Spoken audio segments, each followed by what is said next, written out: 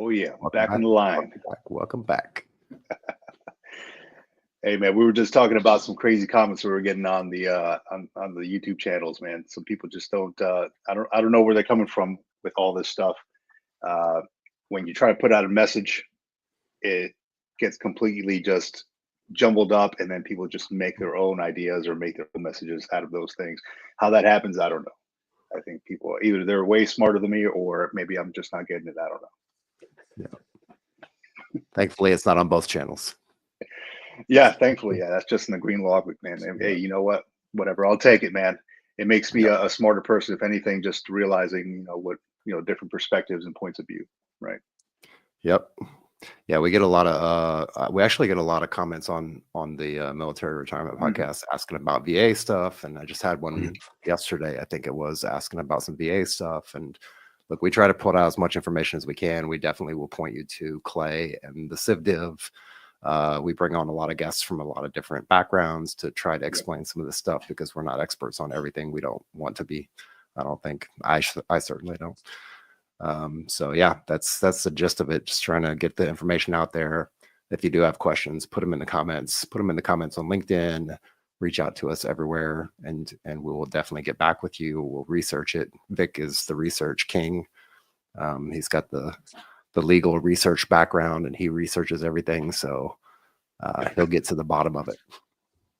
Yeah, if anything, it just means that I get bored very often. So right. Who likes reading contracts and who likes reading legislation? I don't know.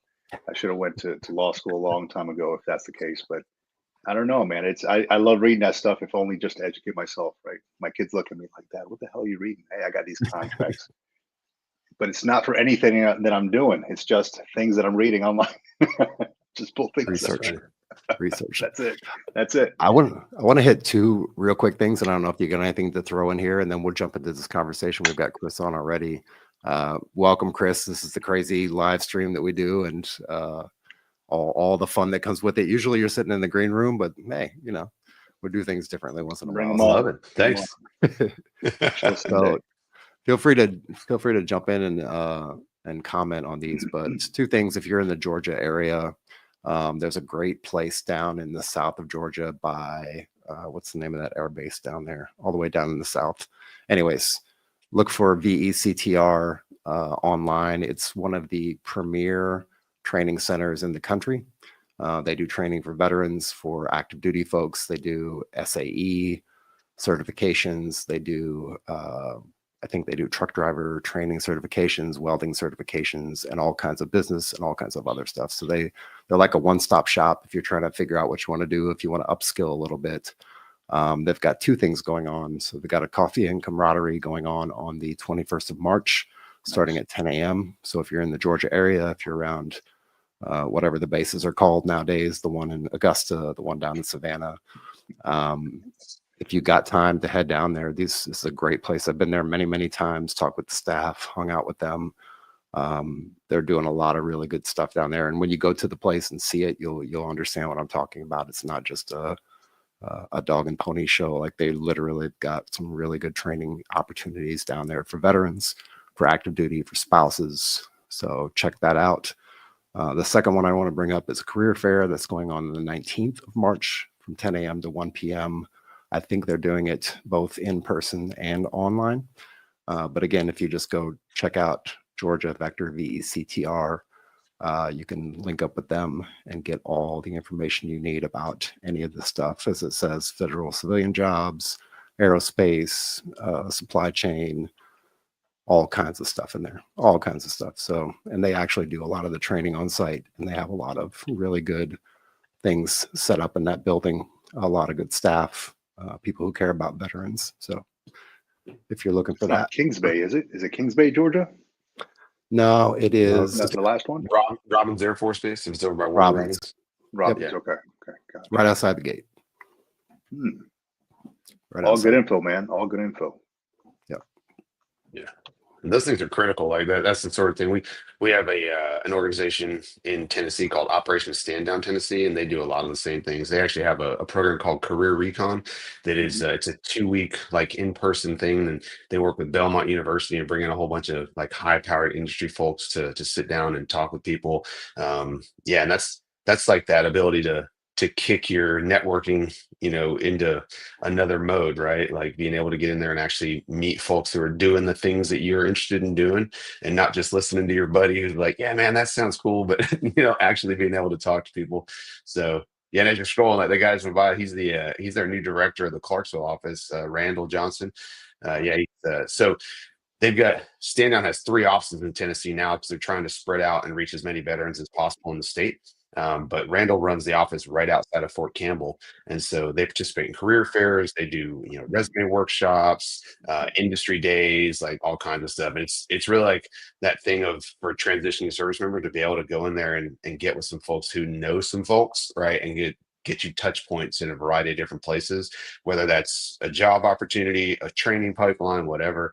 Yeah, it's the same like you showed the vector thing. Like it's just such a critical thing to have those abilities to get out in the community and actually get connected. Yep. Yeah, that's Absolutely. huge, man. Yeah, that's huge. I recall going to a couple of job fairs as I was transitioning out, and just I stood in front of one of the. It was a table. I can't recall the name of the organization, but it was a few folks behind the table, and I handed them a. I didn't even bring my resumes. I brought a.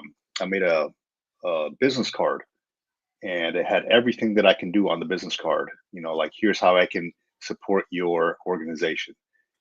And I put like a little blurb about myself, and on the back, what I could do. And I handed it to them, and we just got to talking, and it was just a great conversation, just a good flow, right? Yeah. And those things I really appreciate. And on the spot, they're like, "Huh? Have you ever been a contracting officer?" I'm like, "Yeah, I have." For a couple of things. So like, we can get them, and they talk amongst themselves. We can get them into our contracting department. We can do this, do that. I'm like, let's get it done. It didn't happen Yeah. ultimately for me, but it was great to get into those conversations, to get to know people. A lot of them are recruiters. A lot of them were like the actual for the smaller organizations, presidents, CEOs of the spots, right? But it was great to get in front of folks. And if anything, it kind of gets you out of your shell to go and talk to people and network Yes. and stuff, going around the room from table to table, introducing yourself, seeing how people are doing. What does your job or what does your organization do? How can I provide something to that organization? It kind of gets you out of your shell, and it really does help out. I love going to those things, man. Really do. Yeah. Well, and it adds a personal element, right? Like It does. there's like multiple studies that have shown it's right around 70% of of employment opportunities come from actually relationships and knowing people, right? Not just dropping a resume, going to a job fair and handing out 50 copies of it, right? It's those conversations. It's you going there and Hmm. actually talking to them and then going like, okay, you know what? You seem like somebody who might fit on our team, right? Let's Yeah. carry this to the next level. It's real easy to take a piece of paper and go, yeah, okay, great. This just looks like the other 50 I got handed today. I don't know how you stand out. When you Yeah. actually have that conversation, right? Like it gives them a touch point to go, actually, you seem like someone I want to follow up with. Right. So yeah, man, that personal Exactly. element is something that we don't talk enough about, but it's huge. It is. It is. Going and shaking the hand, and just as you're talking, you find out, hey, we grew up in the same area. Hey, we know the same people. Make that connection, and then your resume is gonna magically go to the top.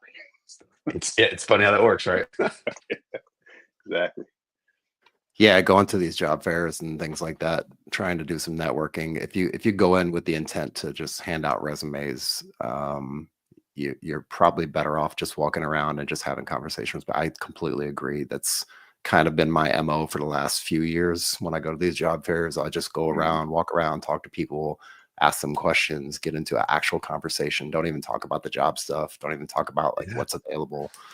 It's secondary, right? Yeah. Yeah. Or if you do talk about the job stuff, one of the really cool parts is the ability to go, hey, what you're looking for is actually not what I offer. Right. However, would you be okay if I took your card and connected you with my friend? Because I have a friend who's also transitioning who I think would be in the realm of what you're looking for, right? And that's something, again, it's one of those things where, we do it in service, right? We talk a lot about like having each other's backs and stuff, but transitioning oftentimes it becomes like the Hunger Games, right? And there's no need for Mhm. it to be that way, right? Like it's like, hey man, this isn't right for me, but it is for my buddy. You need someone to come fill that role regardless. right? It doesn't have to be me, but if I can help you fill that, now you're going to also have that back to that personal relationship thing.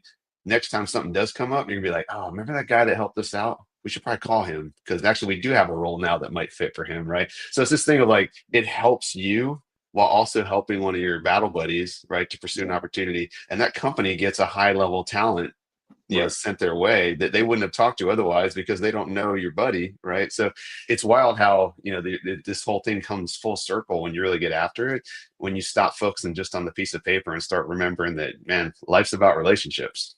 Oh, 100%, man. And it works both ways, right? If you see somebody who might fit that position, as somebody who is looking for a position, pass the word on to the person I mean, it happened to me just yesterday. I had a friend of mine from, in the Marine Corps days reached out and he's like, hey man, do you know any positions out here in Idaho? Well, I don't know many positions out there in Idaho. And I asked him if he's, willing to relocate. And sure enough, I'm looking around LinkedIn and somebody had tagged me in this one. And, it was a job organization. I just did some digging, went through this little rabbit hole as I'm watching my UFC fight yesterday. I'm on the computer at the same time.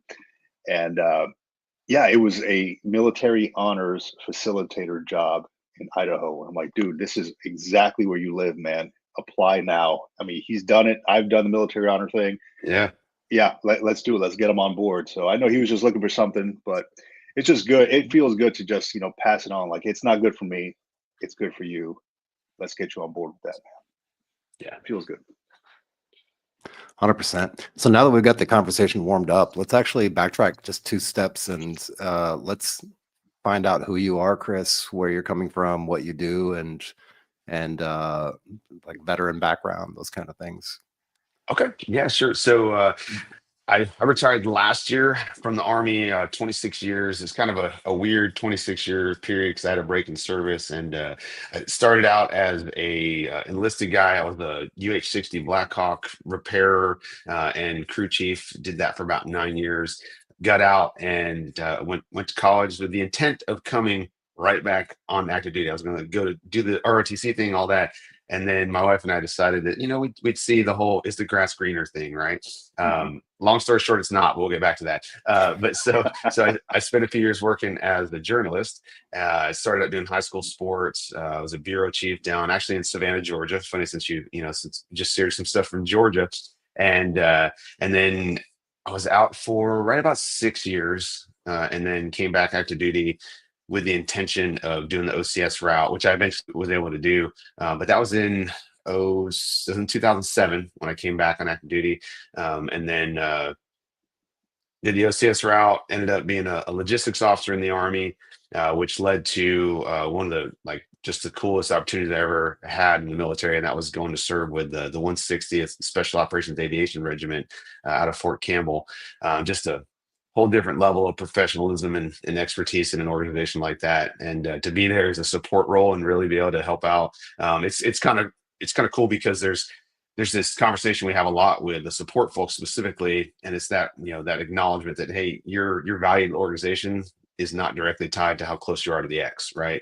Because a lot of times we get thought, and it's a life lesson too, right? We get in this thing of like, oh man, you got to be right there doing the execution stuff. It's like, you know what? There's 100 people that helped you get to the execution point, and if you don't appreciate what they brought to the table, well, one, they probably won't do that for you again, right? But two, like your future contributions go down.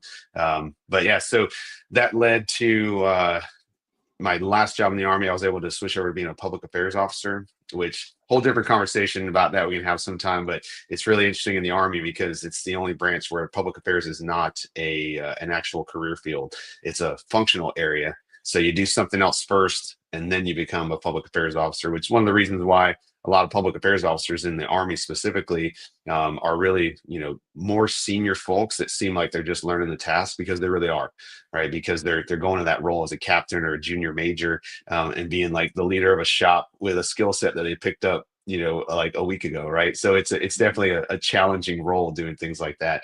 But that was my last role in there, was doing that. Along the way, probably about, I'd say probably 2012, 13, my wife and I started getting involved with veteran service organizations. And that's something that became a really cool thing for me to use as a lesson, not only for myself, but for other people that are following this same path, whether you're transitioning out after one term or you're retiring, but understanding that doing things like that, getting out in the community and volunteering and serving, drives the networking thing we were talking about earlier, right? Because you start building a network of people who aren't wearing a uniform, who are out in your community, who can actually provide value to you from a perspective that you're generally not going to get if you're just talking to your buddies that are still in the unit, your friend that got out 6 months ago, right, and just telling you how it went for them, right? Now you're talking to somebody who's lived in this community for 20 years, right, and is a professional, and so it just changes kind of things that way. But as I was getting ready to retire, the state of Tennessee was working on a program called the Governor's Veteran Fellowship Program. And what that is it's a 12-month program that you actually you start out as a skill bridge or a career skills program, and then once you're on terminal leave, you actually move into a paid role with the state of Tennessee. And so the way it's designed is that 12-month is an exploration period, right? Because it's something that most of us don't ever get. We talk to people, we do research, we figure out like this career looks really cool, but you don't know it until you're in it, right? And then a lot of times it may not be what you thought it was, right? So this gives 12 months for, it's a class of 6 each year. They get to actually go through and try out a bunch of different careers within Tennessee state government with the intention of them becoming a state government employee. And so the state gets really high value talent because it's generally more experienced folks, usually it's folks that are getting towards retirement kind of timelines. It gives us the opportunity to still feel like we have a sense of purpose because we moved from serving the citizens of the United States to serving the citizens of the state of Tennessee, right? And it just gives that win for us to be an ambassador at a high level for people to go, wow, like how many more there are like you guys that I can get to come onto my team, right? And so it gives us the door to open that up and let people see the value with veteran talent and with military spouse talent as they're going. So that was kind of, as I retired out, I took a role with the state of Tennessee. It was the director of military and veteran initiatives. And so it was leading that program and also leading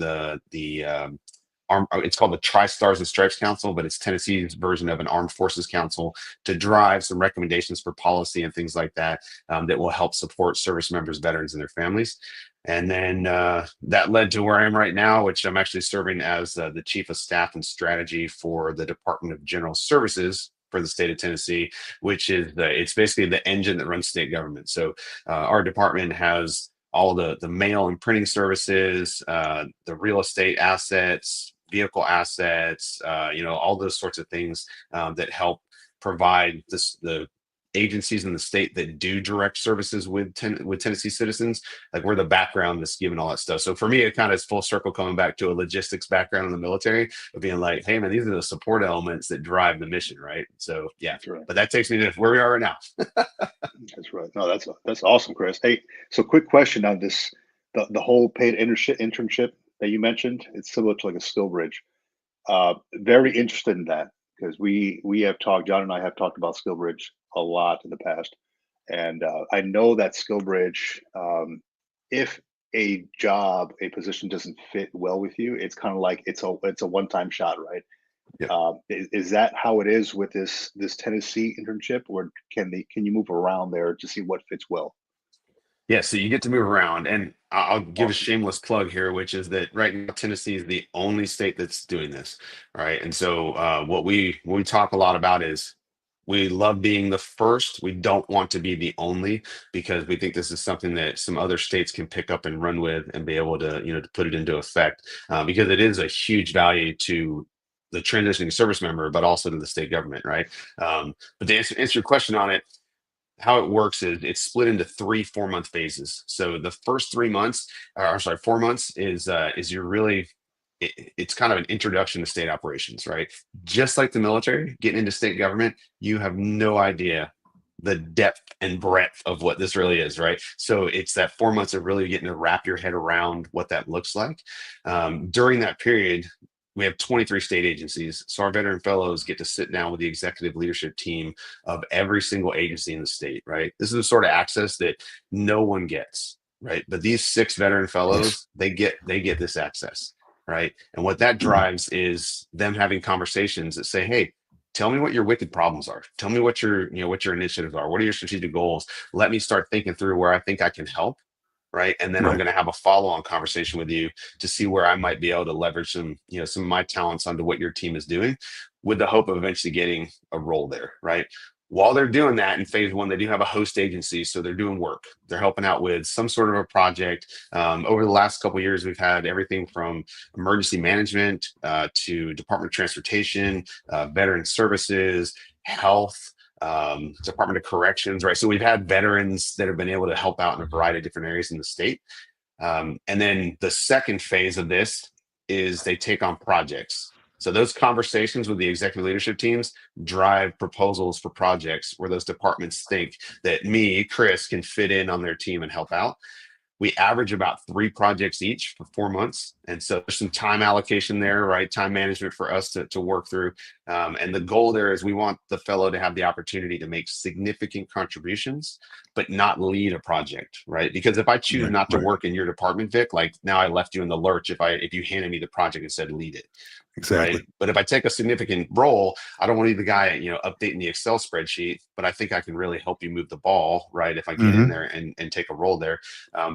Now that leads to that very last 4 months, which at that point we pare it down to a single agency, right? And we hope that you found a place that they've got jobs available. They think you fit on their team. You think you fit on their team. It looks like everybody's going to be happy at the end and we have a job offer. So over that 12 months, right, you're getting to try out a bunch of different areas and really try and see where you fit, right? Because you're going to work with 3, 4, maybe 5 different agencies. And so you got different cultures in each one, right? Different kind of workplace, dynamics. And so it really gives you that chance to go, hey, I mean, for lack of a better term, it's like a 12-month ride along, right? Of actually being able to sit there and try stuff out. And hopefully in that last 4 months, you're like, man, I think I found it. I think I found the fit, right? As it sits right now, I think we're at like an 85, 86% hire rate, of year over year of them coming in. And the average starting salary, I think it's like 96, something like that is kind of where they're sitting at. So it's been like an incredible success. But again, to the point earlier, love for this to be the first, not the only, right? And how some other states be able to run with this. And it's what we've been open with. So we've talked to a couple states about it, is like, hey, we'll give you the playbook and like you do what you need to do to make it work in your state. But it'd be awesome to see, 10 states doing this. Dude, that'd be incredible, man. If every other state could do that, and then you kind of go around and remain fluid amongst the workspaces and see what actually you fit in with, because you don't want to be stuck with a position that maybe wasn't right for you. So I think big kudos to Tennessee and like the whole talent management thing, trying to figure out where to best fit people with their, with their talents, with their experience, etc. Awesome program, man. I hope that other states get on board with that. I really do. Yeah, it'd be cool. Like, I think it'd be, it just, the backside of this for us is that I think I mentioned it a minute ago, right? But it's the purpose piece, right? Like a lot of us may not be, don't get me wrong, money's great, right? But we all understand that each of us are motivated by different things. And for a lot of us, a big paycheck may not be the motivating factor for us, right? We might be looking for the balance piece. We might be looking for the location piece, right? Like that might be not be in our top 5, right?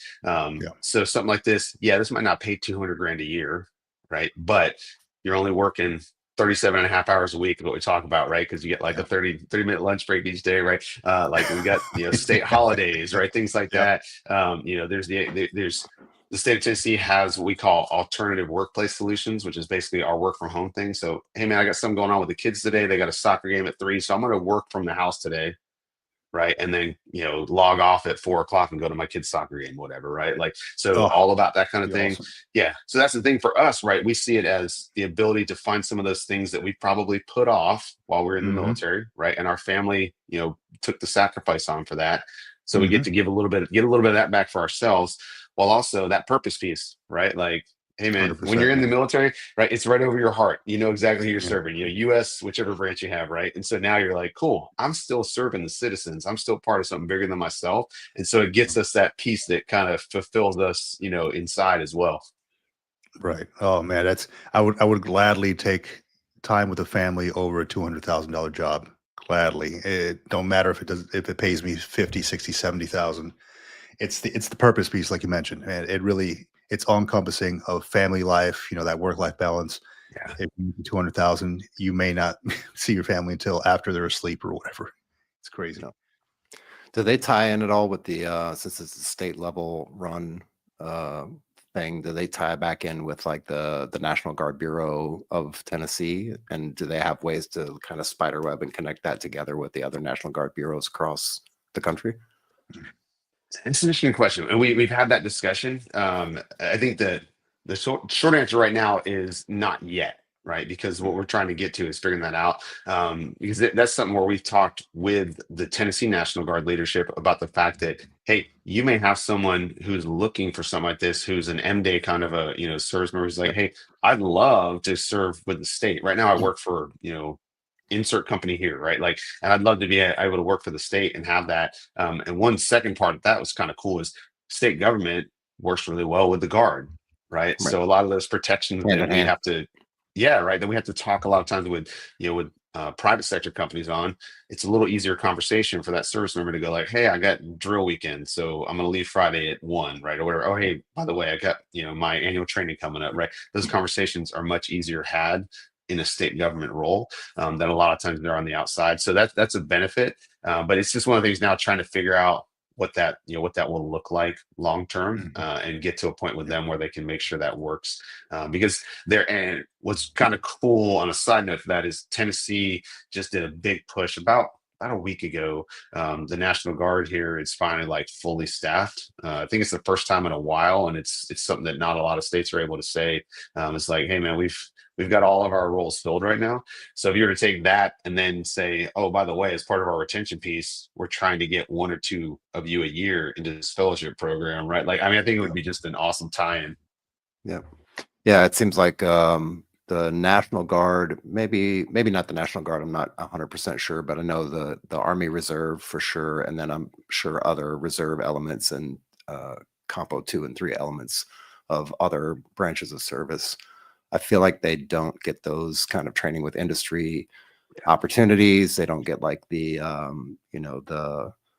skill bridge program is not really an option for a lot of them unless they're on Title 10 orders at the time when they get out. So it seems like that would be just a no-brainer for people to slide straight into that. Plus with the NGB, like they work so closely with the state government already. They've already built some of those relationships between the NGB, the senior officer and the NGB and like all those folks. So it just makes sense. Yeah, no, it ties together very well, right? And it's kind of interesting too because when you start leaning into that same thing of the retention piece, right?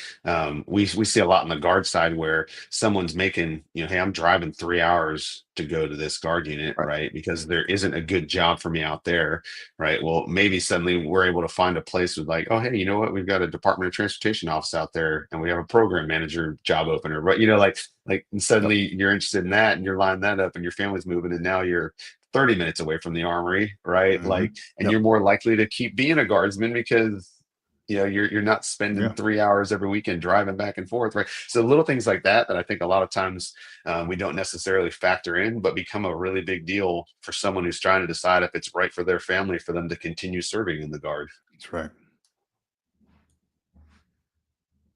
So let's switch gears real quick and talk about, I mean, we touched on a little bit networking, but from your perspective, what are some good ways for beyond like job fairs and things like that? What are some good ways for people to, and of course, LinkedIn is a great place to start networking and engaging in networks, but some maybe off-brand ways of networking, maybe some off-brand tactics that you might think of for networking, like, oh yes, I can get on LinkedIn, but hey, have you tried to engage in somebody else's post and actively engage in different companies' posts and kind of put your name out there that way, stuff like that.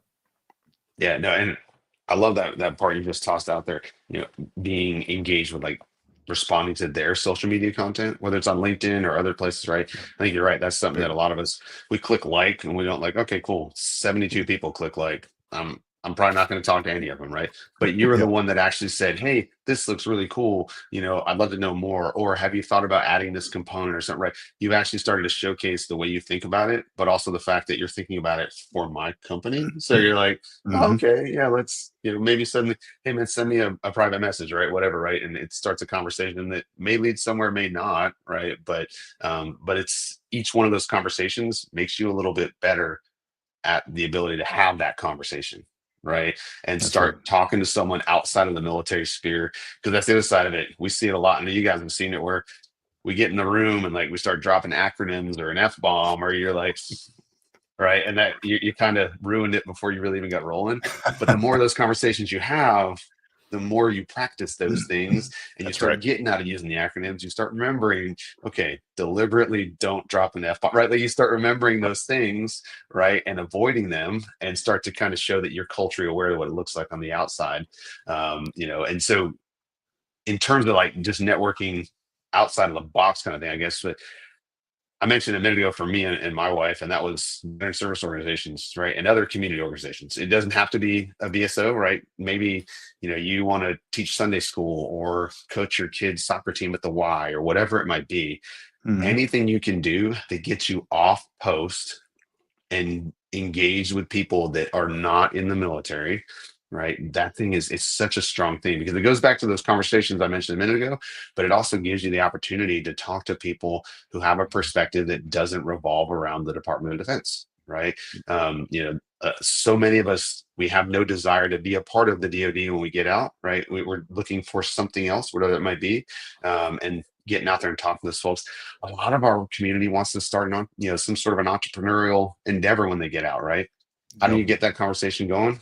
Man, you talk to the other parent on your kid's soccer team who runs the local coffee shop, right? And find out from him how he and his wife, found the capital, did their business plan, like all those things that made them successful in what they're doing, right? You have the conversation with that guy, right? Not your buddy who's like, oh yeah, dude, I saw a podcast, and like that's great that you have that information, but talking to people that are doing the work, right, is such a critical piece that we often overlook, right, about how we do that. And then the other thing is literally being a little bit vulnerable, right? And a great example of this, I got a friend of mine, he's a retired Navy chief. Actually, he's a Navy warrant officer. He's down in Jacksonville, Florida area.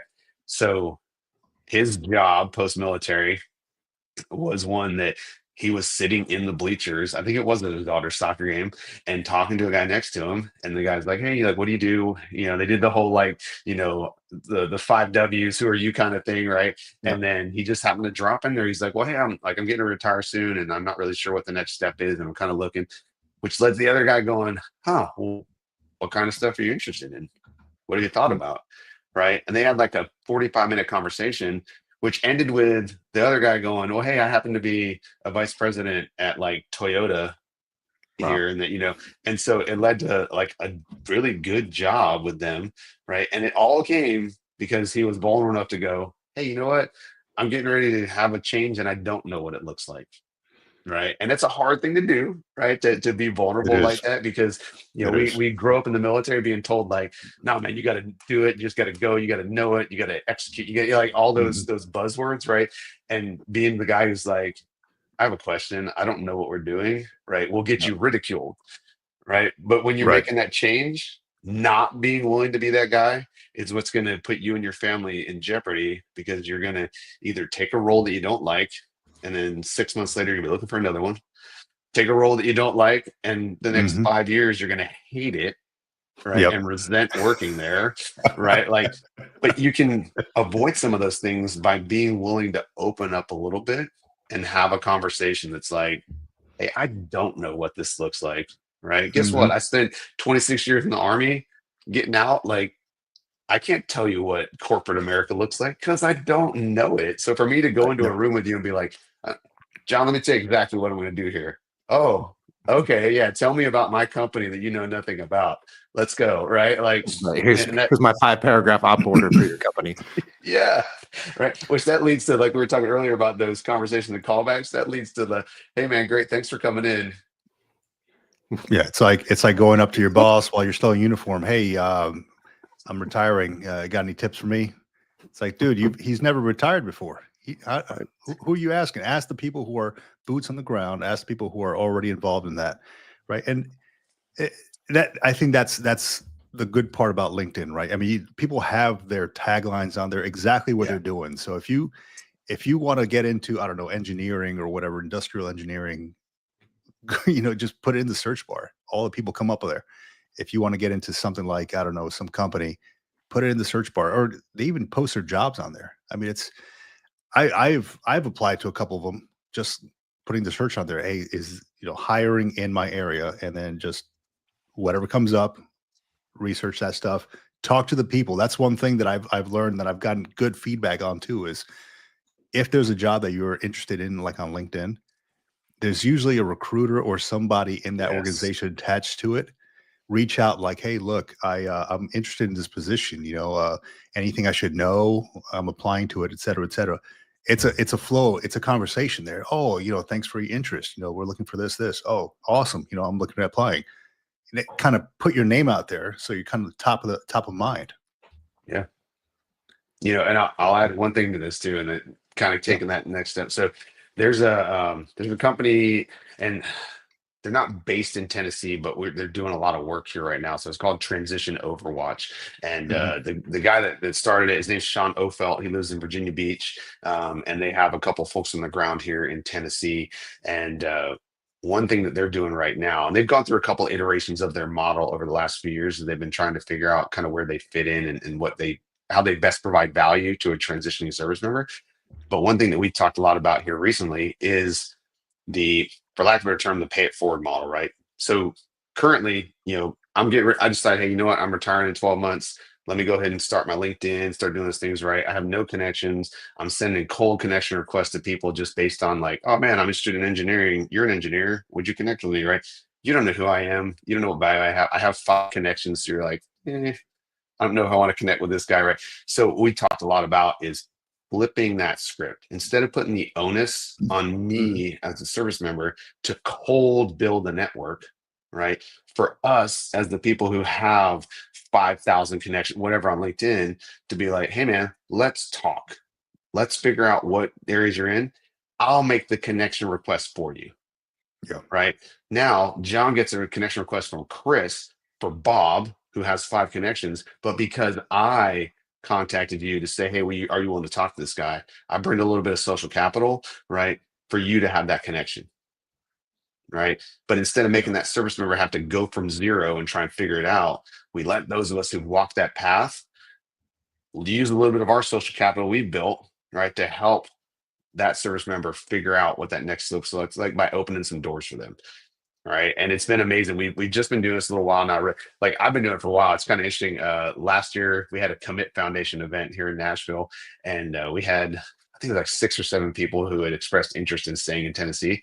So I made this huge LinkedIn post where I was like, hey, here's Vic. Here's his background. Here's what he wants to do. Here's John. Here's the back. It's all in one post. And at the bottom, I was like, hey, this guy, this gal, this guy. I just started tagging people like, hey, I need you to talk to these folks. Right. And like, they just started having these organic, conversations because we did that. But it took that onus off those 6 or 7 folks who are getting ready to retire or transition out to not have to find all those people on their own.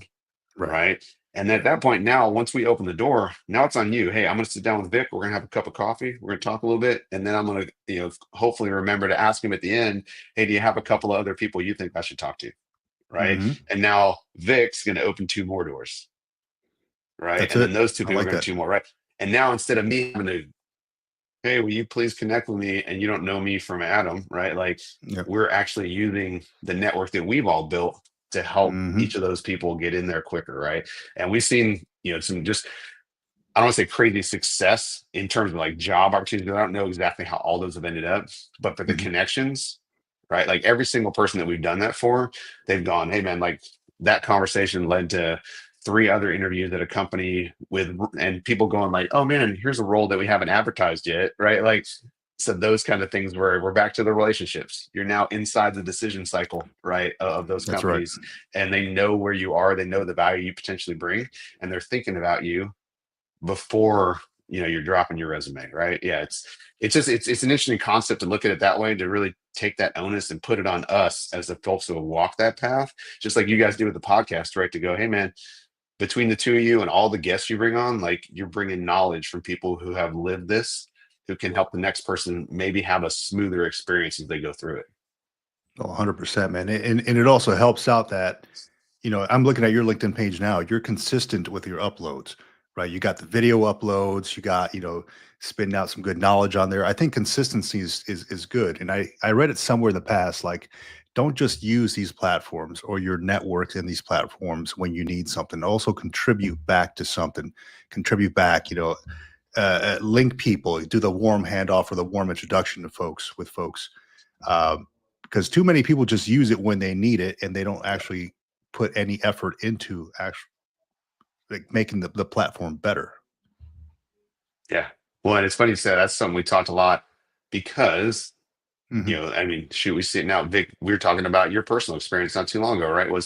There's so many folks who now things are changing, right? And maybe they're looking for opportunities that they weren't expecting to have to look for. But if you just found an opportunity, got off the platform, didn't worry about it, and then suddenly had to come back because something changed in your life, right? You're basically back to an idle state trying to come back. But to your point, if you kind of stayed on there and just, it doesn't have anything fancy, right? But just give, standard updates about stuff, your thoughts on something, to John's point, comment on people's posts, right? Stuff like that.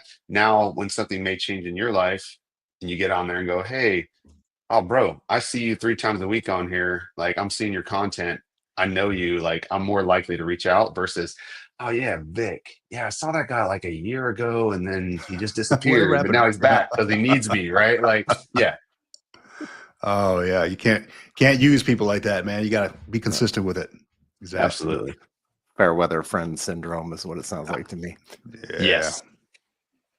I got a question for you. You've mentioned it. I know I've seen a bunch of your videos and a bunch of your posts where you seem to come from the angle of resilience and having the fortitude and sticking to your values and really honing in on you as an individual.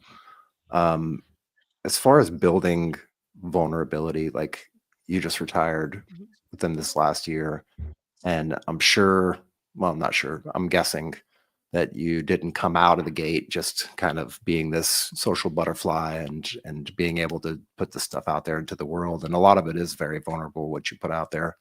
How do you build that, or for yourself anyway, how did you build that, that kind of toolkit?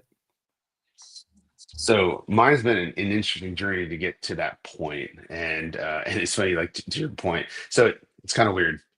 By the time I was retiring, I had kind of developed the social butterfly syndrome, right? But it's because I spent so long, trying to do that deliberately. And I've used my personal social media for a long time, for good, basically, like working with veteran service organizations, working with local nonprofit kind of things, because I think it's that idea that it's the ripple effect, right? If we're tossing a pebble in the pond of life, right, with some good intentions, those ripples are going to touch other people, right? And you don't know what's going on in their life. It may actually impact them in a very meaningful way that you didn't even realize when you did it. So for me, it kind of had built up to that. But I started out trying to be very deliberate, and as we're talking Vic and research, right? Like being able to go down some of those things and look specifically for mindset tools, for things like that.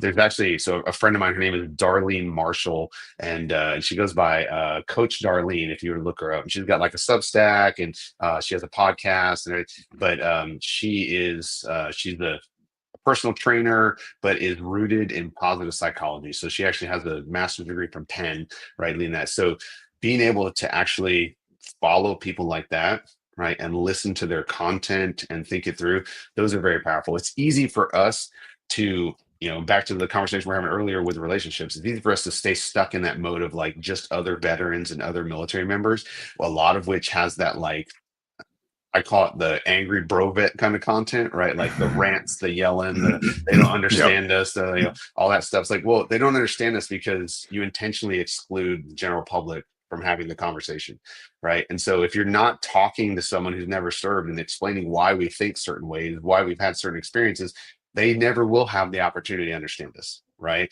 So getting kind of outside of that circle and seeing people like a Darlene Marshall who's out there, you know, a Blaine Smith, who is a guy who he is a retired Green Beret who now does some like leadership and consulting, and they just had their first book come out. He and his buddy, his Ranger buddy, but like guys like that who are talking through the lens of taking our military experience and values, taking the positive pieces from that, right? Finding ways to turn those into good, right? And not, you know, sit in the corner and you know, moan and complain about how bad things are because people don't understand us, right? Those are all sorts of things for me that help develop that mindset.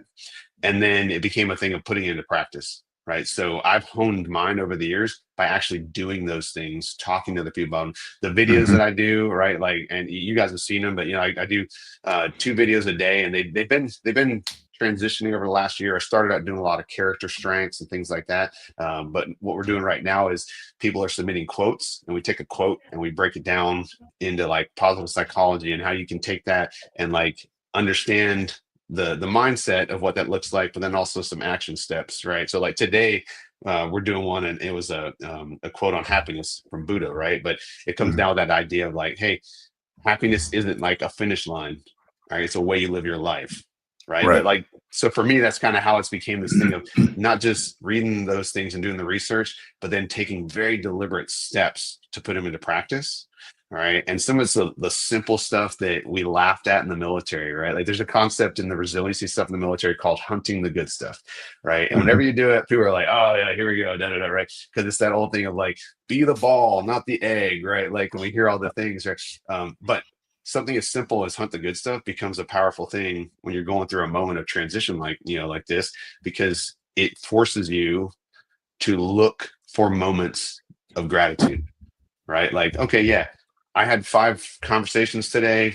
None of them landed with a job interview, whatever, right? But hey, I had 5 opportunities to refine my pitch, right? Like I have 5 new connections who now like they didn't think I was right for that role, but they've got my information, they've talked to me, and hopefully they'll remember when they do have something that comes up that fits for me, right? Like, but being able to flip that mindset a little bit and look at it from the way of, you know, like instead of it's the old school thing I think we've heard, like instead of I have to, like I get to, right? Like I didn't have to do this podcast today.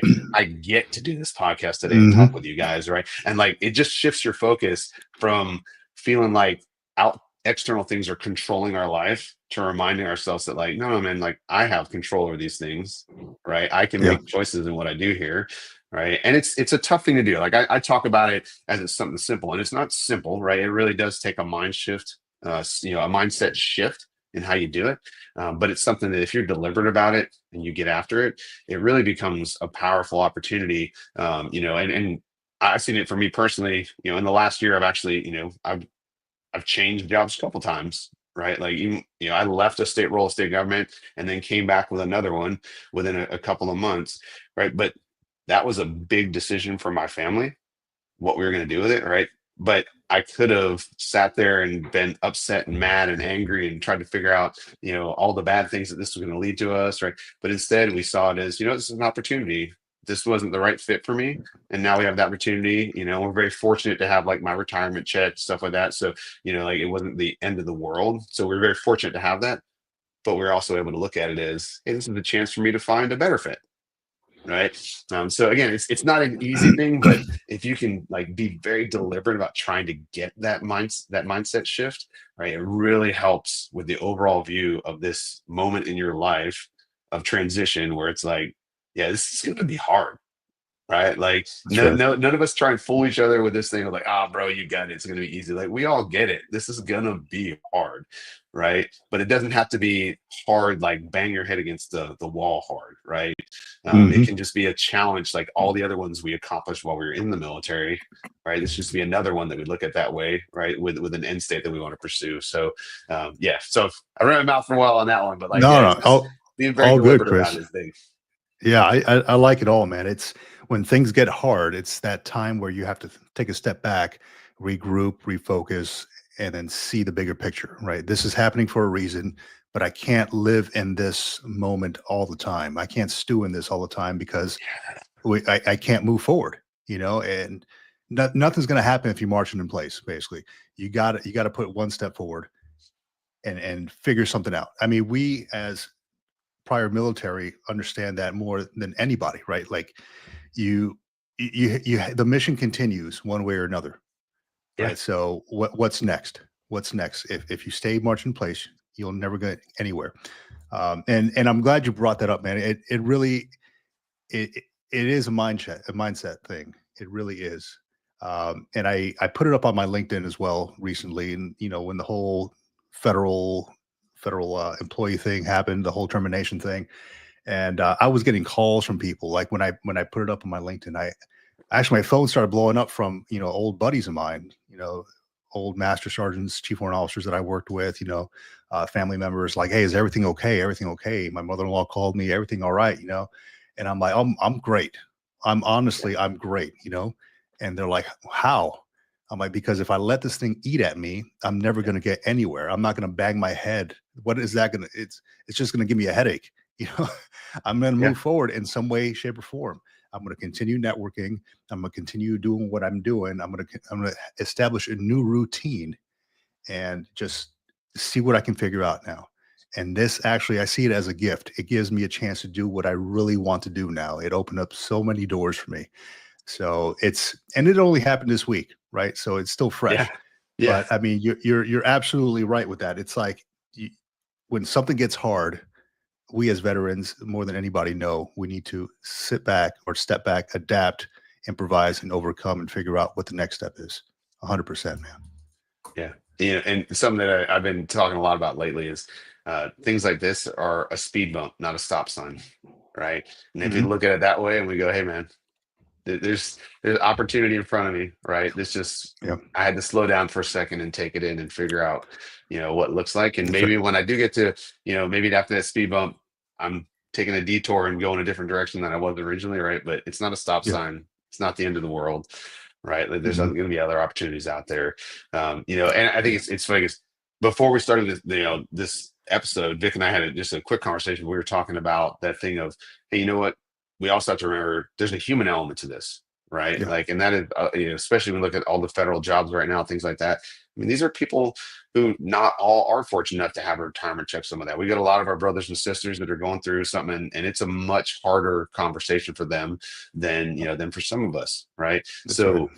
When we get down this rabbit hole and people start talking about the politics stuff and everything else, like, okay, do what you want. That's great. But at the end of the day, there's a person behind that decision, right? Who is having to live whatever that next path is, right? And so it goes back to just like we were talking about earlier. Cool. Now it becomes incumbent on us as a community to step in and go, hey, you know what? Jessica lost her role. She wasn't expecting it.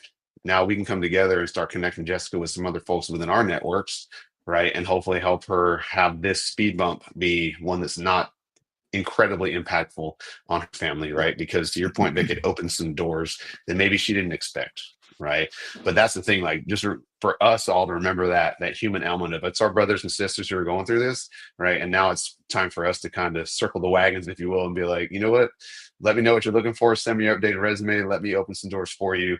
And hopefully, it stinks because that role was one that you really wanted and you were hoping you'd be there for 20 years and you're not now. But that's okay. We're going to help you find something else, right? Yeah. And like we'll find another opportunity for you. And I think if we look at it that way, it really helps each of those people who are living this, like you, Vic, right, to be able to know, okay, you know what? I'm not doing this by myself, right? Just like everything else we talk about transition. You don't need to walk this path by yourself, right? Like let us help. Yeah, and once I put that up on LinkedIn, the amount of messages and like the connections, I probably established, I think, another 500 connections in the last week. And the amount of messages that came through, like, hey, we're hiring here, we're hiring there. It's like I couldn't even keep up with it. I could not keep up with like the comments and responding to every comment. I'm like, holy crap. The community is real. It is real. Yep. And I really, if anybody out there from LinkedIn is listening, I really do appreciate it because it was incredible. The amount of love and support that I got on this platform, it was awesome, both here and on Facebook as well. And Chris, I just want to say, in California, it is not just a speed bump, and people just roll through the stop sign, so it could very well be a stop sign as well. It's The a old scary California thing. stop, right? Yeah. Wait, it's more like a yield, right? It's not a stop. There's Yeah, a movie. There's a movie. It was, oh gosh, some alien show, but like it was probably in the 80s. But there was Yeah. I remember one particular line in there where it had been this lady who had been driving and she's injured, so the alien guy's driving, and anyway, he goes through this intersection, right? It's like a red light, and the whole Yeah. like car is spinning out, whatever. And she's like, "What are you doing?" He goes, "Well, I watched you. Like green means go, red means stop, yellow means go very, very fast, right?" Yeah, that's what it is, man. It seems like it, at least. Oh. Just to circle back a little bit to what you mentioned in the very beginning, you said something along the lines of the grass isn't always greener. I want to kind of bring that in, and I also want to talk about your recent transition out of the military retirement. If there's anything that you missed along the way, anything that you might have overlooked while you were going through all the paperwork and through the TAP process and all that nonsense. But let's start at the grass is greener and then shoot to the transition out. Yeah, so I think the grass is greener part for me, when I made that comment. So when I had gotten out of the military, gone to school, and then the opportunity to work as a journalist, right? And so first of all, it was a print journalist. So even 20 years ago, print journalism wasn't really paying very well. So now it's even worse. But so life decisions there, right? But we got looking there, and we'd done that for a couple years. I got a degree. I'm a bureau chief, right? All this stuff. I'm making under 40 a year. We're struggling. We got a family of four, and then I happened to pull up the pay scales one day, and I was like, man, if I went back in the army as an E4, I'd be making more than I'm making now as a guy with a degree who's running a bureau for a regional newspaper, right? But it's just one of those things where I think a lot of times on the military side, we get in that echo chamber of this sucks, right? And we kind of convince ourselves that all of these things are bad, and it's easy for us to discount the things that are great, right? I heard a term a couple years ago that I love, and it was that the military is a life accelerator, right? And so, the Marines actually are great at this. They do not recruit Marines by saying, "Hey, man, do 20 years." They recruit Marines by saying, "Listen, we want you to give us 4 years. We're going to give you a heck of amount of life skills, right? And if you want to stay after that, great. But what we want from you is 4 years, and for you to give us your all during that 4 years," right? And they take young men and women, and they, for lack of a better way to say it, they help them grow up, right? And give them the ability to come out of that, right? And step out into the world with some life experience that their peers who didn't join the military don't have, right? But for me, that was kind of it, right? I had gotten in that mindset of like, oh man, do I really want to go back because this stinks and this stinks and I have to do this, and I told myself all the bad things, right? And then forgot some of the good things, right, that I enjoyed doing. And so we were living in Savannah, Georgia. I was seeing, 3rd Infantry Division folks running around in uniform, at lunch and all this stuff. And my wife knew, and she's like, you're thinking about it, aren't you? Right. And I was. And so, it led to that understanding of like, it wasn't just simply the compensation piece, but it was also the workplace kind of piece, right? Because a lot of times in the workplace, we just don't have the same connection and camaraderie that most of us grew used to in our time in the military, right? And so that was kind of that grass is greener thing of going, you know what, maybe over here it's not as great as we make it out to be when we're sitting on the other side of the fence as a group telling each other how terrible it is over here, right? And so it's a perspective thing, right, that we got to remind ourselves of, and look at it that way. And that what goes back to, like we were talking earlier, with networking relationships, right? Hey man, have those conversations, right? And talk to some folks because it's going to be easy for you and your buddy to sit in the motor pool and tell each other that this place is terrible and you can't wait to leave. But then when you talk to somebody who's working at, an Amazon distribution center, for example, because you're a logistician and that's what you think you want to keep doing, is you want to go be a supply chain guy, right? And then you talk to that person, you're like, okay, maybe that is, maybe it isn't great for me, right? But have a conversation. Don't make that grass is greener decision, just in a vacuum, right? And I think that for me, that was one of the things is when I came back in active duty, that was a lesson for me that I took with me as I was having conversations with, soldiers I was working with as they were trying to figure out what the next decision was. Right. It was like, hey, think through all those things, man. I mean, stuff that we take for granted. Healthcare costs a lot. Right. It does. It really Yeah. does. So if you're gonna get out of the military and you're gonna go and take a job making 38 a year, but then you also have to, provide for healthcare for your family, like It's gonna be tough, man. It's gonna be tough. Yeah. But those are the things we don't think about because we don't have the perspective. If you're someone like me that joined the military at 17, right? And like, I never had to worry about that. I was an Army brat. So I didn't even have to worry about it from learning it from my parents because they didn't have to worry about it. Right. And so I had no perspective on what something like healthcare meant, right? What it cost, what it would mean. And then when I got out and I was like, holy cow, my first job with the Savannah Morning News, and we were like going over the benefit things and like, hey, okay, you got a family of 4, like here's how much it costs and here's co-pays and here it's like, what else a copay? Yeah, right. So Chris, you ever thought about standing in front of the like the transition readiness seminars and just giving your perspective on that? Like, hey, look, I actually went, I was in uniform, got out, civilian world, back in uniform. Here's what I learned across all these experiences. Insurance is going to be higher. You're going to have to pay out of pocket. You're going to have to pay this out of pocket. You may not get commissary benefits, et cetera, et cetera. I think you'd be like the perfect candidate for something like that. Just kind of an eye-opening experience. Like, crap, maybe, if I'm a 4-year, whatever, corporal or whatever, maybe it's not a good idea to get out right now until I have everything set. Cause I think a lot of folks just want to do the 4 years, then get out because either their leadership sucks or, for whatever reason. There's a multitude of reasons, right? But they might want to get out after 4 years. They may not be completely ready. And maybe, especially in the economy right now, how everything's kind of going up in price, 38, 40,000 a year is not really going to cut it unless you're living very, very lean, right? No. So I think your experience would be 100% beneficial to folks who are getting out after 4 years, maybe. Yeah, and I haven't. I'd love to have the conversation. I know a lot of times with the transition programs, they're they're mandated by what they're advocating from the service members, right? So sometimes it can be difficult to get the opportunity to have that conversation.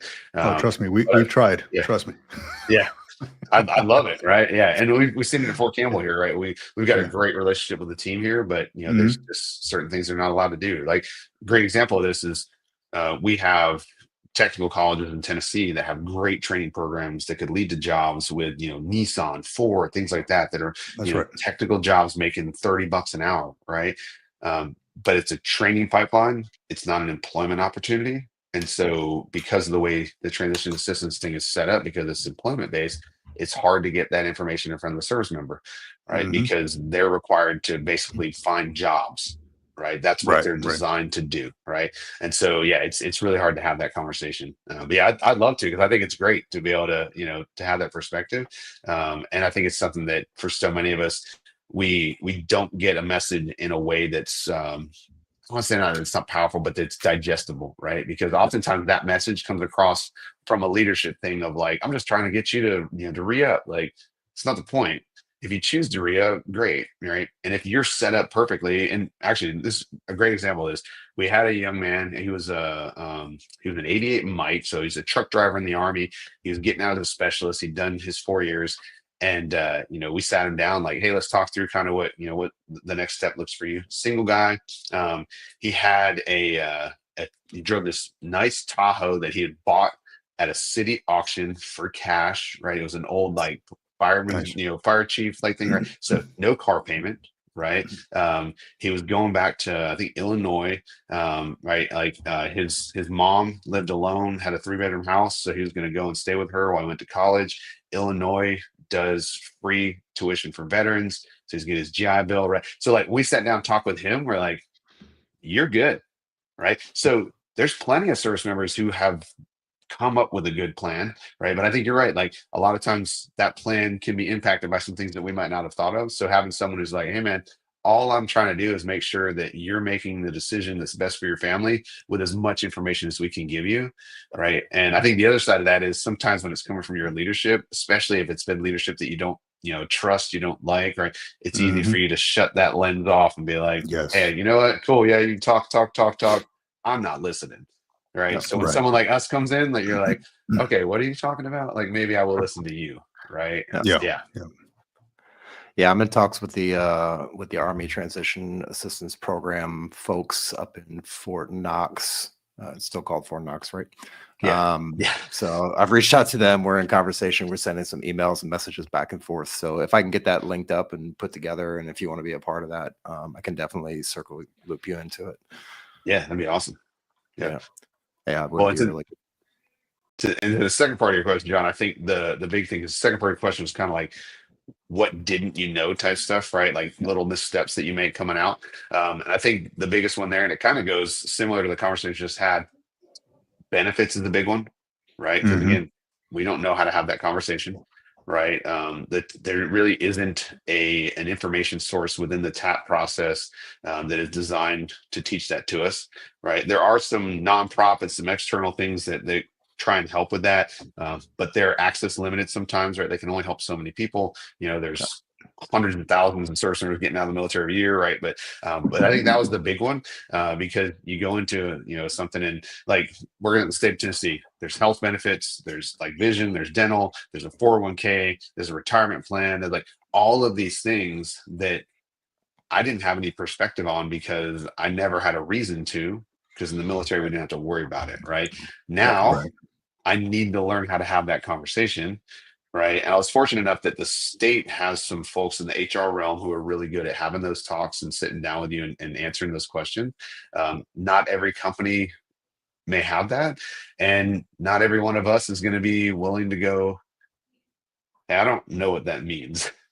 Right. Like, so, so I think that was probably the biggest one, is that ability to have those conversations and just figure out what that stuff means. And then the second component of that is, we talked about this earlier in this conversation too, and that is really figuring out what's important to you as you're figuring out what the next chapter looks like.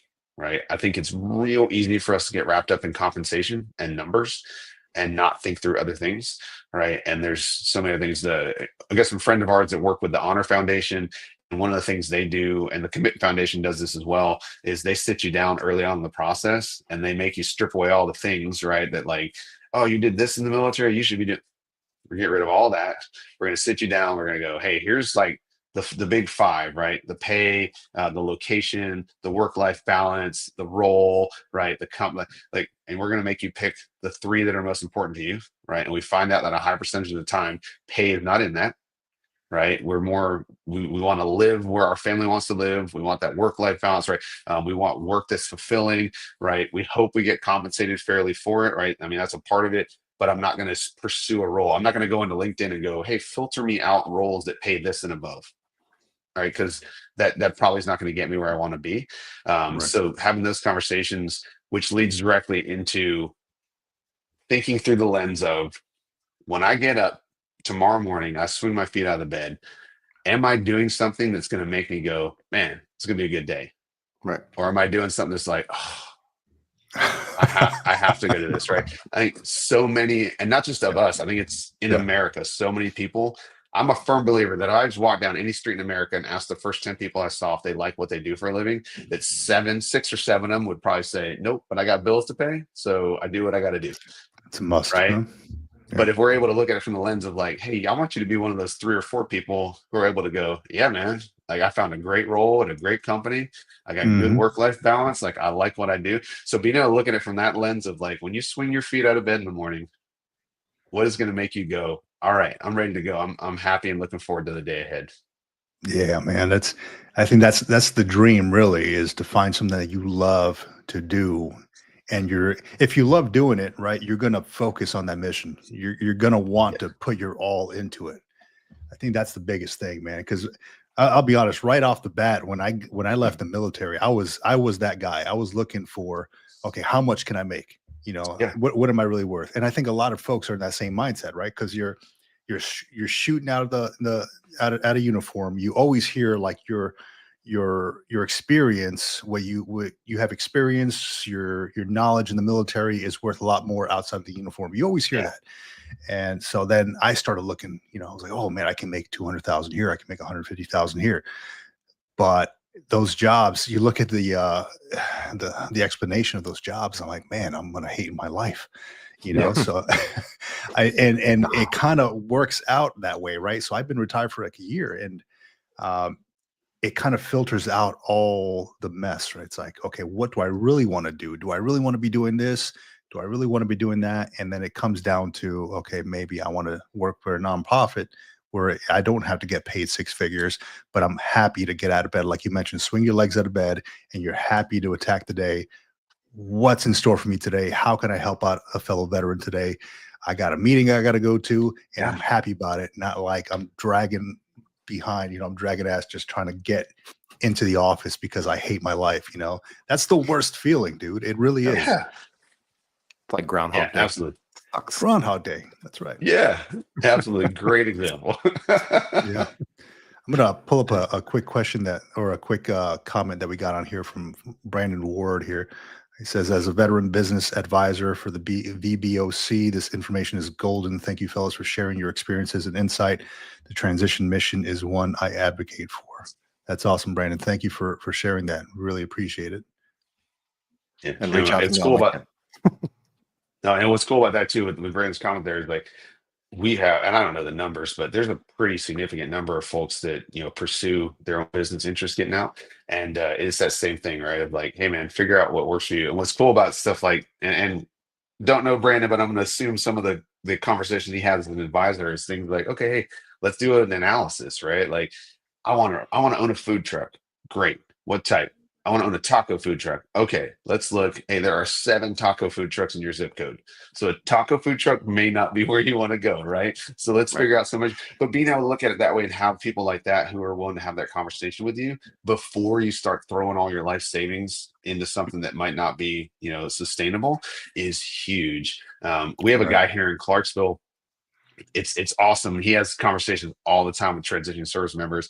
So he's a retired special operations aviator, right? Flew Chinooks in the 160th. He was a flight lead, like an instructor pilot, all this stuff. So worked with the baddest of the bad dudes, right? Now he runs a farm and grows flowers. So he tells these people like, hey, don't let someone tell you what you did in the military equals this is the only thing you do on the outside. Right. Figure out what your passion is, what gets you happy. You see his link, his name's Charlie Jordan, and you can see his LinkedIn posts and everything. Like, he loves what he do. He's so happy about it. He loves sharing it. He wants to get more veterans into agriculture, right? Like, but he uses that lesson of like, dude, I was with all the dudes that are like, the baddest dudes doing bad things to bad people on behalf of our nation, right? He's like, now I grow flowers, put them together, and I sit at the farmer's market and sell them, right? And I love it. Yeah. Right. But if you look at a guy like that, you never would have put those two things together. Right. So he's such a powerful story when he shares that with people to go, dude, let's explore what drives you. Let's find the right fit for you, right? Whether it's working for a company, starting your own business, whatever it is, because at the end of the day, we want you to be successful in your transition. And that's going to look different for every single one of us. Absolutely. 100%. I did want to touch on something that you mentioned about a training pipeline versus finding a job. And just for the audience sake, for those who maybe are getting ready to get out, who might not understand that term, I just want to kind of break it down because I feel like that's a really important thing. It's one of those things where it's the difference between getting into a job that you would really, really, really enjoy just because you've had some experience with it versus just jumping into a job based on the resume and the interview and hiring, right? Yeah, no, and it's what's really cool about it is, and it works really well, I think, for folks with any sort of a technical acumen, right? So whether you did it in the military or you just like, you're a backyard mechanic, like you love taking apart engines and figure. So in this happens across the country right now. There's so many trade job openings, right? That pay really well, right? But you got to have some sort of a training. You can't just go be an HVAC guy, right? You got to go to a school and learn about, vacuum systems and all those sorts of things, right? But if you wanted to go do that, And in Tennessee, you know, there's the trade colleges that do that, and it's, I don't know, it's like a 4 to 6 month kind of a program, right? And as a part of it, you come out with like a set of tools, so you get your initial piece to really get a job somewhere and get going. And all of those companies are looking for talent because they just aren't enough people that want to get their hands dirty anymore, right? Yep, right.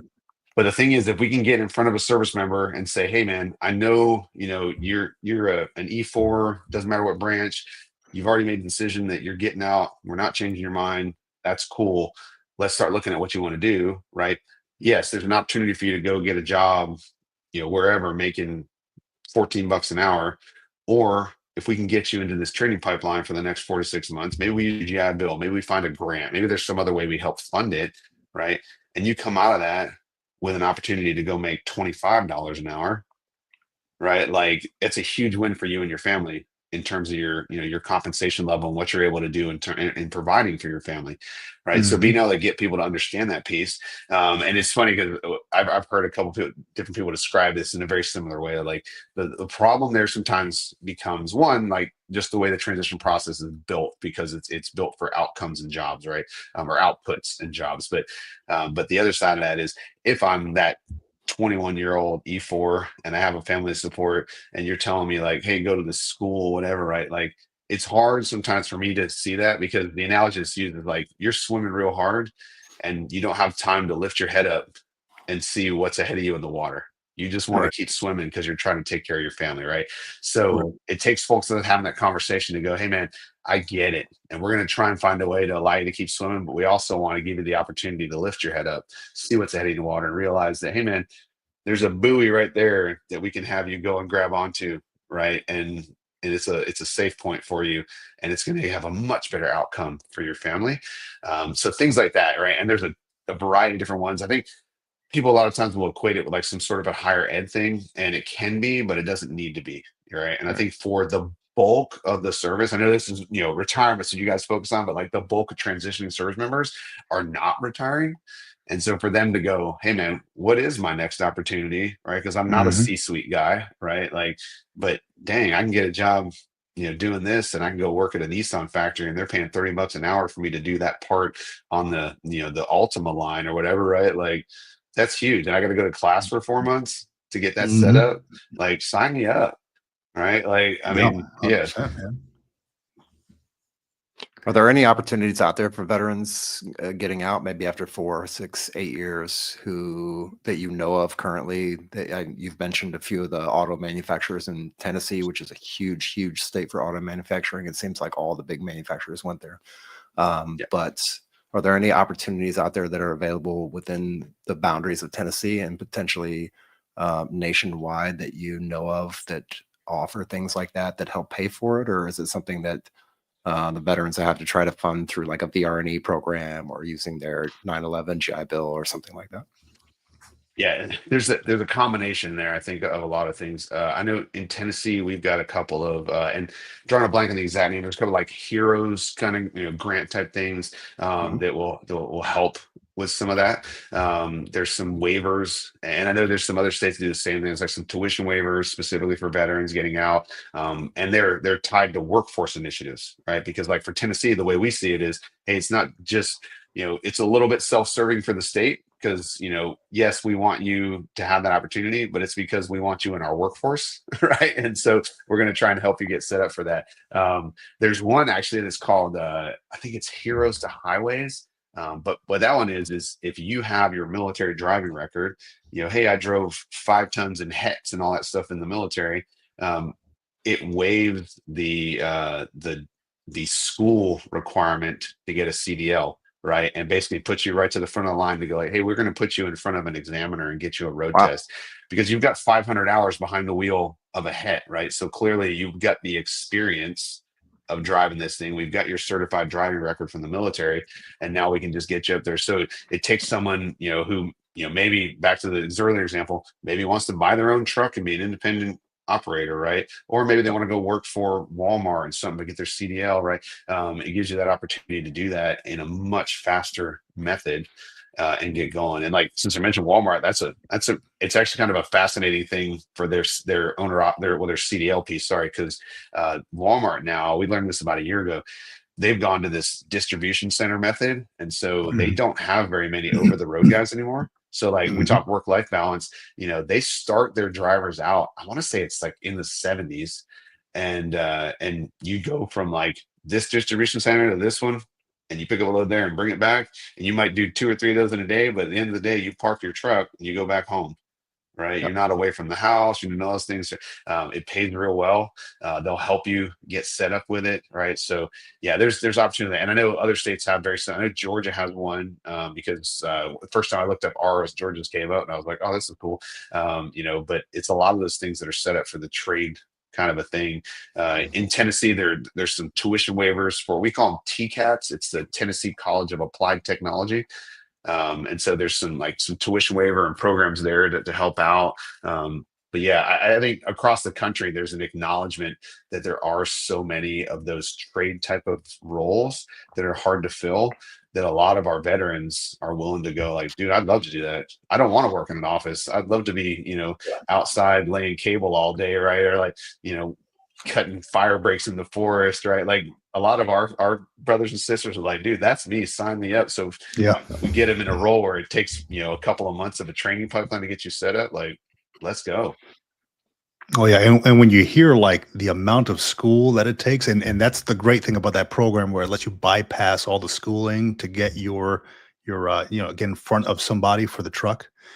When at least for me, I mean, I'm sure many veterans out there are in the same boat. When you look at it and then you realize, okay, there's a ton of school that goes along with this in order to get to this point. It's kind of demotivating, right? It's like, oh man, I got to sit through this unless it's funded, or unless I can get like some kind of a stipend or something like that so I can live.